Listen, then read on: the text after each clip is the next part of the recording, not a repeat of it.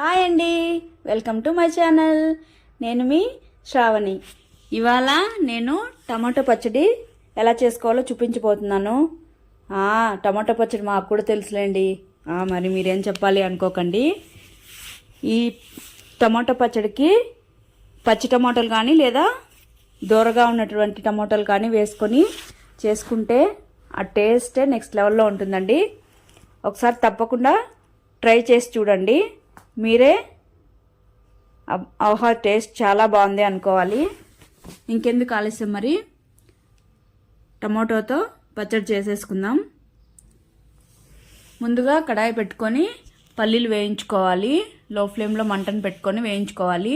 పల్లీలు వేగిన తర్వాత ఒక ప్లేట్లో తీసుకొని పక్కన పెట్టుకొని చల్లారనివ్వాలి. అదే పాన్ పెట్టుకొని అందులోకి పచ్చిమిర్చి వేసుకుంటున్నాను. ముందుగా ఆయిల్ వేయకుండా ఒకసారి పచ్చిమిర్చిని వేయించుకుంటే ఘాట్ అనేది లేకుండా ఉంటుంది. పచ్చిమిర్చిని ఒకసారి అలా వేయించుకొని వేగిన తర్వాత సిమ్లో పెట్టుకొని మంటని కొద్దిగా ఆయిల్ వేసుకొని ఒకసారి అలా వేయించి తీసి పక్కన పెట్టుకోవాలి. తర్వాత ఇందులోకి పచ్చి టమాటాలు అయితే ఇంకా మరీ మంచిదండి. నేనైతే పచ్చి టమాటాలు దొరకలేదు, దూరగా ఉన్నటువంటి దొరికింది. సో నేను ముక్కలుగా కట్ చేసుకొని కొద్దిగా ఆయిల్ వేసుకొని అందులోకి వేసుకున్నాను.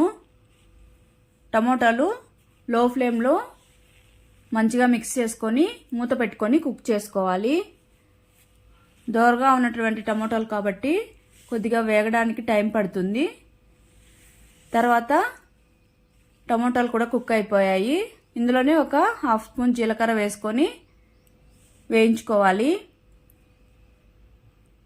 వేగిన తర్వాత ఈ టమోటాలని తీసి ఒక ప్లేట్లో తీసుకొని చల్లారనివ్వాలి. తర్వాత ఈ టమోటాలు చల్లారేలోపు మనం కొద్దిగా చింతపండు ముందుగా నానబెట్టుకోవాలి.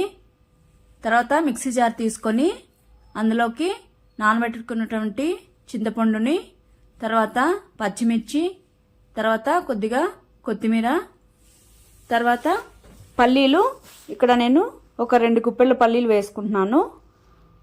తర్వాత ఇందులోకి ఉప్పు కొద్దిగా వేసుకొని అలానే వెల్లుల్లి వేసుకోవాలి. కొద్దిగా బెల్లం వేసుకోండి. ఈ బెల్లం వేసుకుంటే టేస్ట్ అయితే బాగుంటుంది. పులుపు కారం బాగా బ్యాలెన్స్ చేస్తుంది. తర్వాత కొద్దిగా బరకగా మిక్సీ పట్టుకోవాలి. చూడండి, ఇలాగ బరకగా పట్టుకోవాలి. తర్వాత ఇందులోకి మనం వేయించుకున్న టమోటాలు వేసేసుకొని ఇది కూడా బరకగా మిక్సీ పట్టుకోవాలి. తర్వాత మిక్సీ పట్టుకున్న తర్వాత మనము పోపు పెట్టుకుందాము. చూడండి, మరీ మెత్తగా కాకుండా మరీ ఎక్కువ బరకగా కాకుండా ఇలా పట్టుకుంటే సరిపోతుంది. అలాగే పాన్ పెట్టుకొని అందులోకి కొద్దిగా ఆయిల్ వేసుకొని అందులోకి ఆవాలు, తర్వాత జీలకర్ర, అలానే కొద్దిగా కరివేపాకు వేసుకొని చిట్పట్లాడనివ్వాలి. తర్వాత ఆనియన్స్ నేను కొద్దిగా పెద్ద పెద్ద ముక్కలుగా కట్ చేసుకున్నాను. ఆనియన్స్ వేసేసుకొని, మరి ఆనియన్స్ అనేవి ఎక్కువ కుక్ కావాల్సిన అవసరం లేదు, కొద్దిగా దూరగా ఫ్రై అయితే సరిపోతుంది.